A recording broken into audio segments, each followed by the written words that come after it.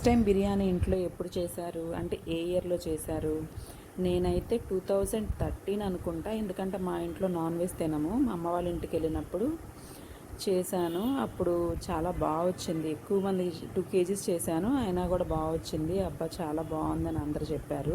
చాలా ప్రాసెస్, ఎందుకు బయట నుంచి మా వారు హోటల్స్కి వెళ్తాము, ఇంటికి తీసుకొచ్చేసేస్తారు, మనం ఎందుకులే నేర్చుకోవడం అని వదిలేశాను. అయితే ఒకసారి హైదరాబాద్ వెళ్ళాము. మా వారి ఫ్రెండ్ వాళ్ళ ఇంటికి వాళ్ళ వైఫ్ చేసిందనమాట. చాలా బాగుంది. తన దగ్గర అప్పుడు దగ్గరుండి మొత్తం ప్రాసెస్ చూశాను.